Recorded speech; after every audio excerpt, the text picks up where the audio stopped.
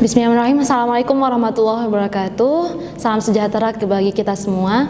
Perkenalkan, nama saya Eti Kurniati. Saya dosen di program studi Fisika Universitas Palangkaraya.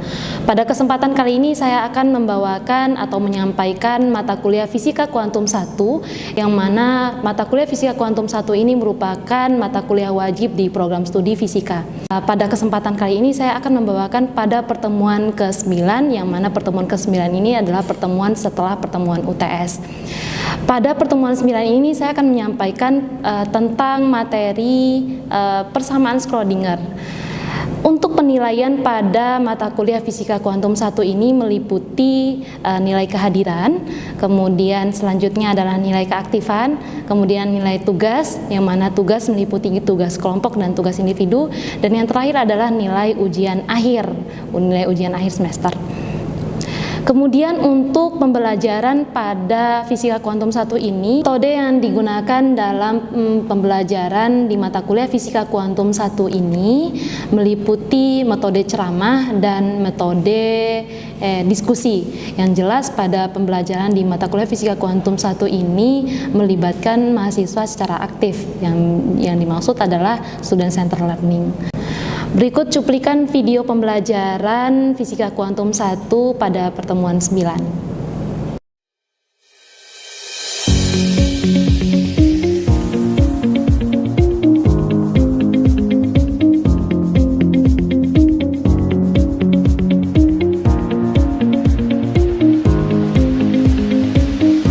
Oke, bismillahirrahmanirrahim. Assalamualaikum warahmatullahi wabarakatuh. Waalaikumsalam warahmatullahi wabarakatuh. Oke, selamat pagi semuanya. Pagi, Bu. Apa kabar kalian hari ini? Sehat. Oke, alhamdulillah sehat ya.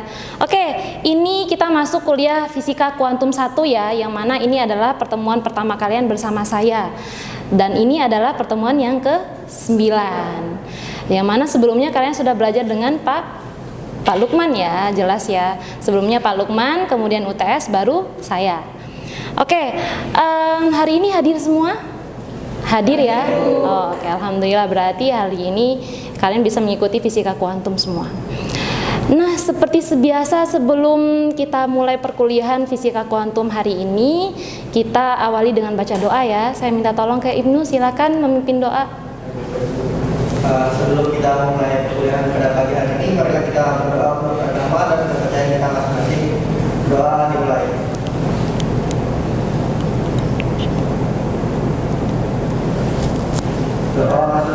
Oke, terima kasih Ibnu. Oke, hari ini karena pertemuan pertama kita, jadi saya ingin menyampaikan hari ini kita akan mempelajari sesuai dengan RPS yang sudah disampaikan oleh Pak Lukman sebelumnya. Yang mana untuk pertemuan bersama saya kali ini, kita masuk ke pertemuan ke-9 ya, yang mana kita akan membahas tentang Schrödinger. Kita akan bahas tentang Schrödinger. Oke, kita kembali lagi. Nah, untuk penilaiannya, karena ini kan kalian tentu penilaian saya dengan Pak Lukman berbeda ya. Untuk penilaiannya tentu saja kehadiran. Jadi yang saya harapkan adalah kalian bisa hadir semua ya setiap perkuliahan Fisika Kuantum 1 ini. Selain itu, keaktifan. Saya sangat mengharapkan keaktifan dari kalian semua. Kalian banyak bertanya atau menjawab dan sebagainya. Itu ya. Kemudian nanti akan ada tugasnya nanti meliputi tugas individu maupun tugas kelompok. Jadi nanti pasti akan ada tugas kelompok diskusi. Kemudian yang terakhir itu adalah nilai UAS. Kalau bersama saya UAS ya, kalau bersama Pak Lukman kemarin itu adalah UTS. Jadi penentu kalian lulus apa enggak adalah nilai-nilai itu. Jadi yang paling penting adalah kalian mau belajar tentang Fisika Kuantum inilah. Oke, kita kembali ke langsung aja ya, kita ke PPT. Oke, subcapaian pada kali ini kita apa aja sih hari ini? Untuk pertemuan 9 ini yang kita pelajari adalah Schrödinger. Karena ini 2 SKS ya, jadi kalau kita mau bahas semuanya kan tidak bisa ya, tidak cukup waktunya. Jadi kita hanya bisa membahas tentang Schrödinger. Jadi yang dicapai di sini itu adalah bagaimana sih persamaan umum Schrödinger, kemudian bagaimana sih menurunkan persamaan Schrödinger yang tidak bergayut waktu itu. Kemudian yang terakhir adalah bagaimana persamaan Schrödinger yang bergayut waktu. Seperti itu ya. Jadi di sini kita membahas rumus persamaan umum dari Schrödinger karena ini dasar.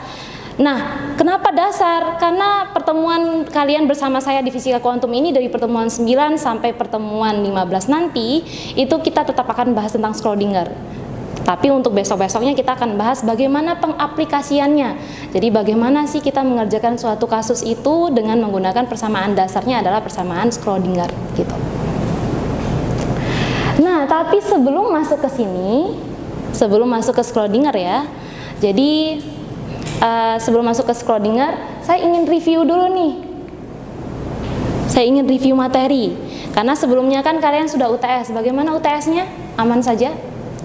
Aman. Bisa semua pasti ya? Oke.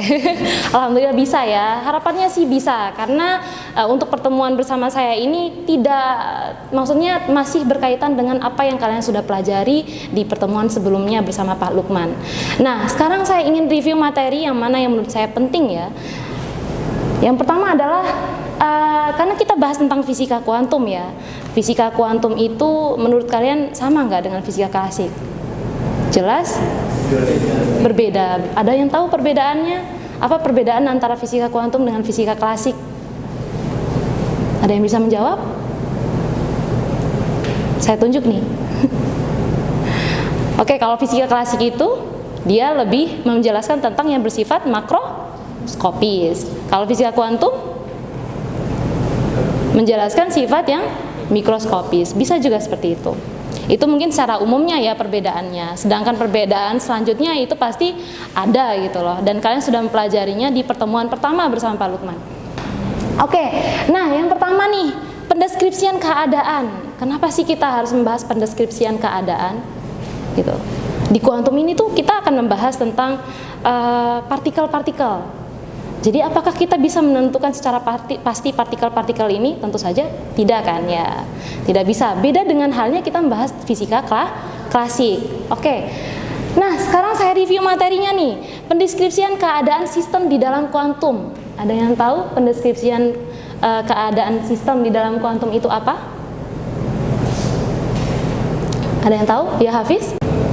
Jadi pendeskripsian keadaan sistem dalam kuantum itu menggunakan fungsi gelombang, Bu. Oke, dia dalam bentuk fungsi gelombang. Jadi keadaan sistem yang ada di dalam kuantum ini, keadaan sistem dalam fisika kuantum ini, itu dituliskan atau diwakili dalam bentuk fungsi gelombang. Ada yang masih ingat fungsi gelombang itu seperti apa? Fungsi gelombang itu ya kita tulis C ya. Ini adalah mendeskripsikan suatu keadaan sistem. Oke, nah kemudian kalau kita berbicara besaran fisika di dalam kuantum, selanjutnya yang kedua ini ya, kalau kita berbicara fisika klasik, kita sudah bisa tahu nih besaran-besaran di dalam fisika klasik ada dua ya, ada besaran pokok, ada besaran turunan. Kalau besaran pokok salah satunya nih panjang, ya kan ya, itu kan bisa kita tahu oh ini besaran panjang, kemudian bisa kita ukur, yang mana menggunakan alat ukur. Kalau panjang alat ukurnya apa? Meter, bisa meteran atau penggaris juga bisa, mistar ya bahasanya ya. Oke, itu kalau fisika klasik nih. Sekarang kalau kita di dalam fisika kuantum, besaran fisika kuantum ini dalam bentuk apa? Ada yang tahu? Ada yang bisa menjawab? Nggak ada? Ya, silakan Hafiz lagi. Jadi Bu, untuk besaran dalam fisika kuantum itu diwakili oleh operator. Oke, diwakili oleh operator. Jadi kalau misalnya kalau di sini ada operator posisi, kan di dalam posisi kan kalau kita tuliskan posisi itu kan R ya. Ini saya tuliskan operator R besar, ini kan udah dibahas sama Pak Lukman ya, tapi saya review lagi. Yang mana R itu mengandung X, Y, dan Z. Gitu kan ya, kalau misalnya ini untuk koordinat kartesian. Nah, R ini kalau kita yang pertama kita X dulu nih. Ini operator X. Kalau kita kalikan dengan fungsi gelombang akan menghasilkan apa? Akan menghasilkan besaran nilai posisinya, posisi X yang dikalikan dengan besaran fungsi gelombang. Ini operatornya, yang mana ini sebagai apa? Sebagai eigenvektor atau vektor eigennya. Sedangkan ini sebagai nilai eigen atau eigen value. Gitu ya. Kenapa dikalikan dengan fungsi gelombang? Ada yang tahu? Ada yang tahu? Oke, mungkin ini lanjut ke ada review selanjutnya, pendeskripsian pengukuran. Kalau di dalam kuantum, kita mengukur itu kita menggunakan alat ukur ya. Kita jelas menggunakan alat ukur seperti tadi panjang kita ukur dengan mistar, penggaris dan lain-lain lah. Nah, sedangkan kalau di dalam kuantum, pendeskripsian pengukurannya itu ada yang tahu? Ada yang tahu? Ada yang bisa jawab? Tidak ada? Ya silakan Hafiz lagi.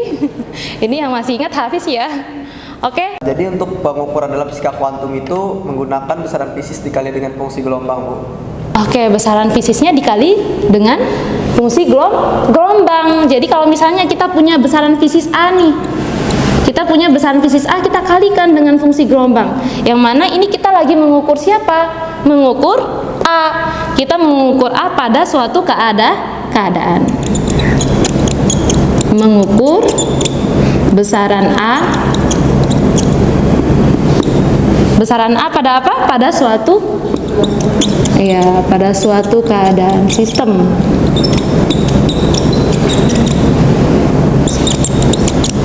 Sistem yang dideskripsikan dalam bentuk fungsi gelombang.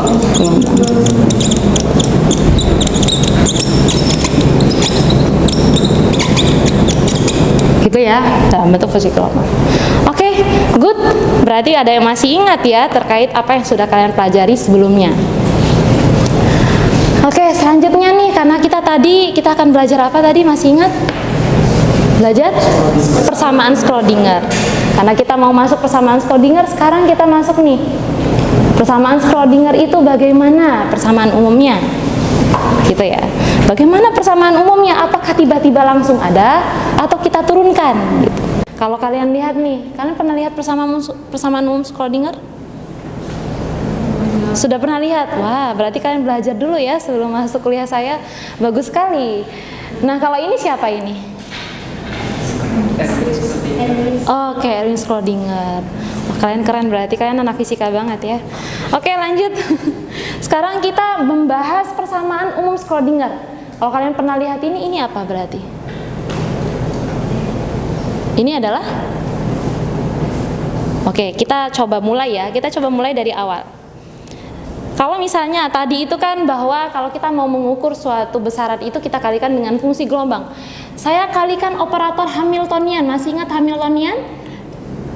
Saya kalikan operator Hamiltonian dengan fungsi gelombang yang mana menghasilkan energi dikalikan dengan fungsi gelombang.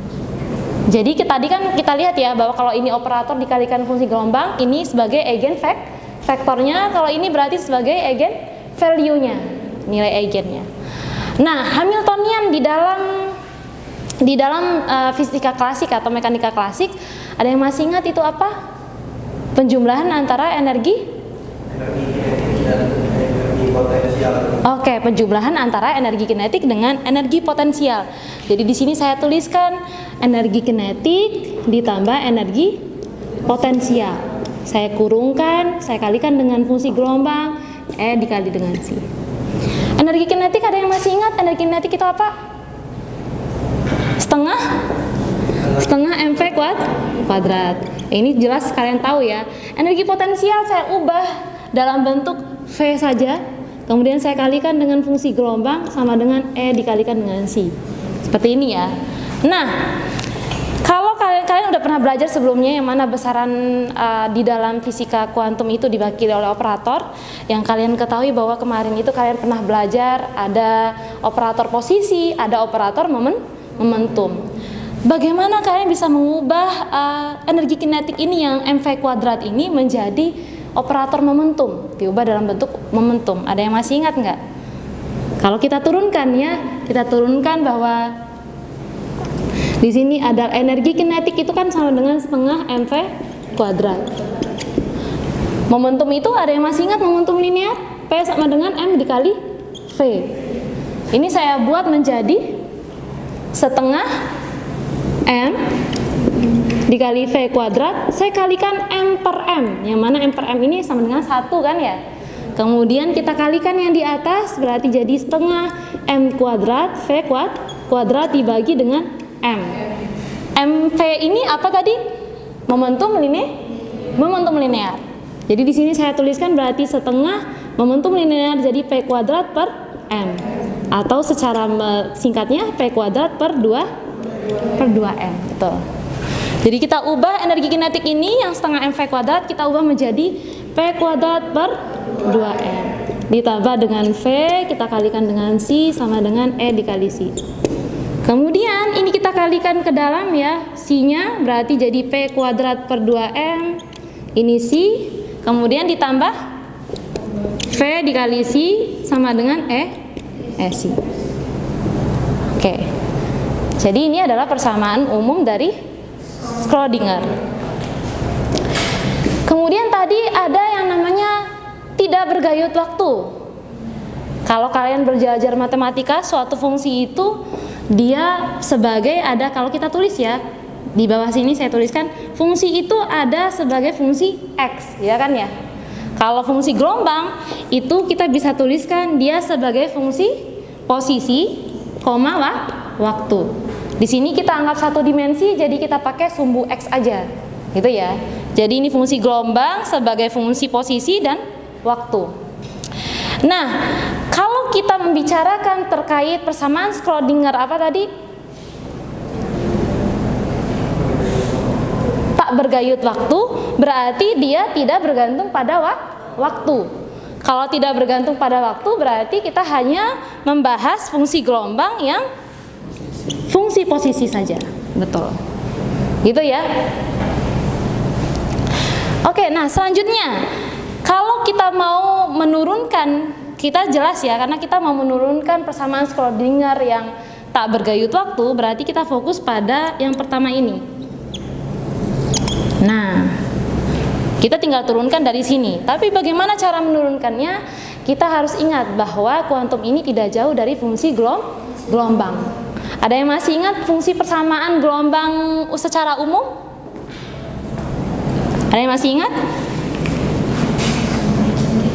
Fungsi gelombang dalam sebagai fungsi X dan T itu saya tuliskan amplitudo eksponensial pangkat I dalam kurung Kx minus omega T. Ini ya. Ini kalau kita berbicara fungsi gelombang secara umum. Nah, karena kita mau membahas apa tadi? Kita mau membahas tak bergayut waktu. Kalau tak bergayut waktu itu berarti kita hanya menurunkan, kita coba menurunkan, dia berarti hanya terhadap posisi. Kita turunkan dosi terhadap posisi X, karena di sini fokusnya di X ya. Oke, sama dengan apa kalau kita turunkan? Kita tulis A-nya tetap ya. Terus terhadap X berarti I-nya turun, K, ya kan ya? Dikalikan dengan eksponensial I dalam kurung Kx minus omega T.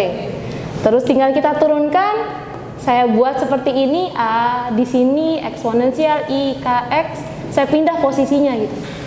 A jadi di sini ya. Nah, kemudian I baru turunan pertama. Kalau bagaimana kalau kita menurunkan lagi? Jadi turunan kedua, do si, do x. Ini saya turunan menjadi turun kedua ya. Diturunkan lagi menjadi IK. Ini turun lagi ya. Jadi IK lagi. Terus A eksponensial I Kx minus omega T.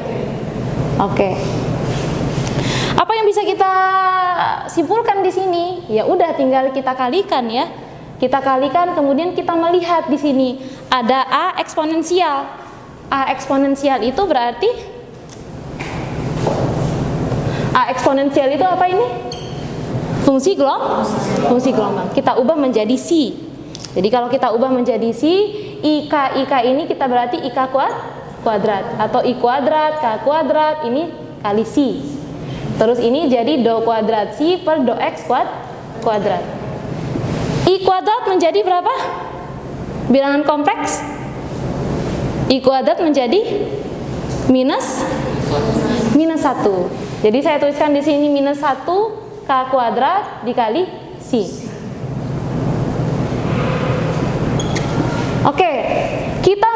mencari apa sih? Kita mau mencari persamaan yang mana kita mau mengubah P ini, momentum ini. Berarti ini kita harus mencari kaitannya dengan K dengan P.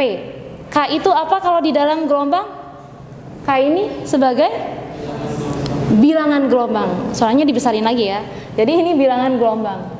Ini bilangan gelombang. Bilangan gelombang di dalam fisika itu ditulis sebagai apa?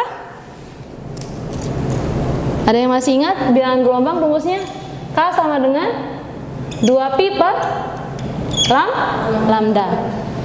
Ya kan ya, 2pi per lambda. Kemudian kita mencari hubungannya nih. Kok belum nemu juga hubungannya dengan P kan ya? Maka kita menggunakan apa? Postulat de Broglie. Yang kita tuliskan apa? Ada yang masih ingat? Lambda sama dengan H per P. Masih ingat nggak ini? Ya kan ya? Hubungannya adalah lambda sama dengan H per P. Gitu. Ya udah kita ubah, kita masukkan ke sini menjadi 2pi per H per P. Menjadi berapa? Kalau ini diubah menjadi 2pi pi per H. Oke, gini ya. Nah, perlu diingat bahwa kalau kita asumsi H bar itu adalah H per 2pi, gitu ya. Ini H per 2pi, berarti ini menjadi sama dengan P per H bar. Iya kan ya? Oke. Ini kita udah buat menjadi P per H bar. Kita masukkan ke sini. Kita substitusi menjadi P per H bar. Jadi karena di sini bentar, ini P per H bar, ini K kan ya? Nah, kalau ini kuadrat, kalau dikuadratkan berarti jadi P kuadrat per H bar kuadrat. Kita masukkan ke sini. Berarti di sini minus P kuadrat per H bar kuadrat dikali C. Jadi di sini do kuadrat C per do X kuadrat. Kita mau mencari apa sih tadi? Mau mencari P kuadrat C, iya kan ya? Berarti kita buat gimana? Tinggal dikali silang. Jadi H bar kuadratnya kita pindahkan ke sini, minusnya di sini juga berarti minus H bar kuadrat do kuadrat C per do X kuadrat. Jadi P kuadrat C. Dapat kan ya? Dapat. Oke. Kalau ini dapat, berarti kita substitusi, masukkan ke sini. Iya kan ya? Kita masukkan ke sini menjadi apa dia? Menjadi, ini saya buat sini berarti menjadi, kita tuliskan tadi minus H bar kuadrat. Kita ganti ya P kuadrat C-nya menjadi minus H bar kuadrat per 2M-nya tetap dikalikan dengan do kuadrat C per do X kuadrat, kemudian ditambah VC sama dengan EC. Oke, gitu ya. Dapat sampai sini? Ada pertanyaan? Saya ingin bertanya, Bu. Itu kan persamaan Schrödinger yang tak bergayut waktu. Nah, bagaimana jika persamaan Schrödinger yang bergayut waktu, Bu? Itu saja. Oke, bagaimana persamaan Schrödinger yang bergayut waktu? Sedangkan ini kan yang tak bergayut waktu. Bagaimana persamaan Schrödinger bergayut waktu? Pertanyaan yang bagus sekali. Jadi, kalau ini persamaan Schrödinger yang tak bergayut waktu, bagaimana yang bergayut waktu? Nah, itu akan kita jelaskan di selanjutnya, gitu ya. Oke, bagus. Oke. Jadi ini terbukti ya, kalau kita lihat ini adalah persamaan Schrödinger yang apa tadi? Yang tak gayut waktu. Sama nggak seperti yang kita kerjakan? Sama ya, sama. Nah, sekarang seperti pertanyaannya Nata ya. Selanjutnya adalah bagaimana persamaan Schrödinger yang bergayut waktu. Oke, selanjutnya seperti pertanyaan Nata ya, bagaimana persamaan Schrödinger yang bergayut waktu sekarang? Nah, menurunkannya bagaimana? Tentu saja tetap kita pakai yang tadi ya, yang kita tuliskan terkait persamaan Schrödinger tak bergayut waktu. Tinggal kita turunkan bagaimana yang bergayut waktu. Nah, untuk bergayut waktu, itu kita turunkan fungsi gelombang yang tadi, yang kita tuliskan terhadap fungsi waktu. Jadi kita turunkan do C terhadap do T, gitu ya. Bagaimana hasilnya kalau kita turunkan do C terhadap T yang ini? Maka yang jadinya adalah minus I omega, A-nya tetap saya tuliskan, eksponensial dikalikan dengan apa tuh? I dalam kurung Kx minus omega T. Oke, nah sekarang kita hanya menurunkan sekali saja kalau terhadap fungsi waktu. Kenapa? Sebenarnya kita mau mencari hubungan antara, ini kalian tahu apa omega ini? Frekuensi sudut. Yang mana frekuensi sudut kalau kita tuliskan, frekuensi sudut omega sama dengan 2pi dikali F. Nah, kita itu mau mencari hubungannya dengan energi. Hubungannya dengan energi. Hubungannya adalah kita bisa membuat energi itu sama dengan H dikali F. Nah, kita udah bisa dapat nih, ada F, ada omega. Omega 2πf di sini adalah E sama dengan H dikali frekuensi. Sedangkan di sini yang diketahui adalah omega, berarti kita harus mengubahnya dalam bentuk energi. Gitu kan ya? Ini berarti kita ubah bagaimana jadinya? Ini berarti E per H kan ya, sama dengan frekuensi. Kita substitusi frekuensi ini ke dalam frekuensi sudut. Menjadi apa? Menjadi 2pi dikali E per H. Gitu kan ya? Yang mana tadi kita tuliskan H bar itu adalah H per 2pi kan ya? Berarti kalau kita lihat 2pi per H itu jadinya sama dengan E per H bar. Ya kan ya? E per H bar. Nah, kita ganti omega ini atau kita substitusi omega sama dengan E per H bar ini ke dalam persamaan ini. Yang mana kita tuliskan sama dengan minus I, kita kalikan dengan energi per H bar ya, dikalikan dengan A eksponensial ini apa tadi? Apa ini? C. Kita ganti dengan fungsi gelombang. Ini ya.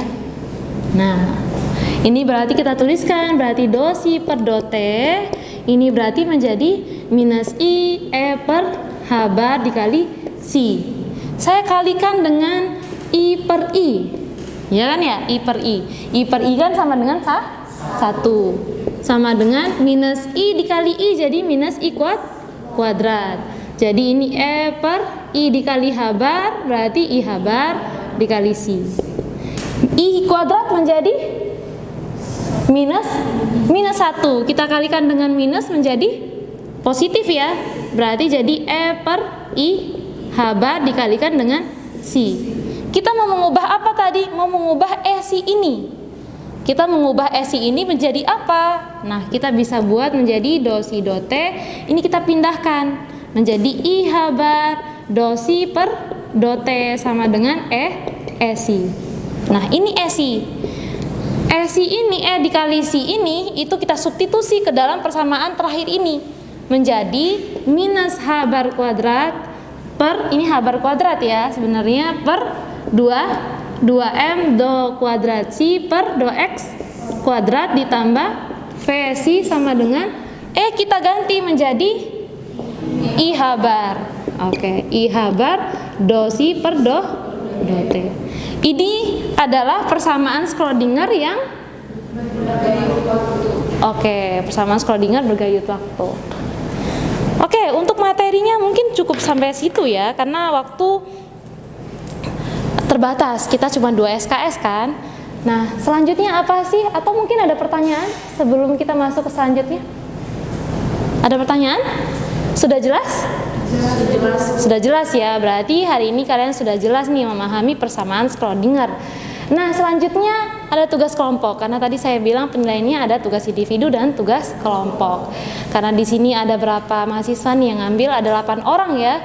Saya ingin membagi 8 orang itu menjadi 3 kelompok. Yang mana 3 kelompoknya, kelompok pertama adalah bagaimana kita membahas dinamika partikel di partikel bebas ini ya. Kalau dinamika partikel bebas, bagaimana dinamika partikel bebas? Yang mana ini itu tentunya kita bahas fokusnya adalah dengan menggunakan persamaan Schrödinger. Jadi kalau persamaan Schrödinger itu untuk apa sih? Untuk membahas dinamika partikel. Sedangkan kalau di fisika klasik dinamika gerak benda dibahas dengan hukum Hukum Newton, iya kan? Kalau di fisika klasik itu kalian membahas dinamika benda itu adalah dengan hukum Newton. Kalau di fisika kuantum kalian membahas dinamika suatu partikel itu dengan menggunakan Schrödinger. Jadi masing-masing kelompok 1 nanti membahas dinamika partikel bebas, kelompok 2 nanti membahas dinamika partikel di dalam kotak potensial, dan kelompok 3 nanti membahas dinamika partikel di dalam potensial tangga. Nah, minggu depan mulai presentasi, nanti untuk kelompok 1 semua kelompok ya kita presentasi. Oke, ada pertanyaan sampai sini? Tidak ada? Tidak ada. Jadi apa yang kita pelajari hari ini, ada yang masih ingat? Ya, harusnya ingat ya. Nia? Ada kesamaan Schrödinger bergaya waktu dan yang bergaya waktu. Oke, persamaan Schrödinger yang bergayut waktu dan tak bergayut waktu. Jadi tahu bedanya ya, mana nih yang bergayut waktu, mana nih yang tidak bergayut waktu. Ada lagi yang bisa menyimpulkan apa yang kita pelajari hari ini? Tidak ada, intinya itu aja kan ya yang kita pelajari ya, persamaan Schrödinger. Oke, untuk referensi, untuk tugas kalian bisa pakai menggunakan buku yang paling mudah dipahami, Griffith ya. Atau untuk buku yang bahasa Indonesia ada buku Pak Sutopo, ada buku Pak Agus dari dosen ITS ya. Oke, sekian ya dari pertemuan kita hari ini. Kalau tidak ada pertanyaan kita akhiri. Sekian dari pertemuan kita pada pagi hari ini menjelang siang ya, udah mau masuk siang. Semoga apa yang kita pelajari hari ini bisa bermanfaat untuk kita maupun untuk orang lain. Saya akhiri, sekian dari saya. Maaf apabila ada kekurangan. Wassalamualaikum warahmatullahi wabarakatuh. Waalaikumsalam warahmatullahi wabarakatuh. Selamat siang semuanya. Siang, Bu. Sekian video pembelajaran mata kuliah Fisika Kuantum pada pertemuan 9. Sekian dari saya. Wassalamualaikum warahmatullahi wabarakatuh.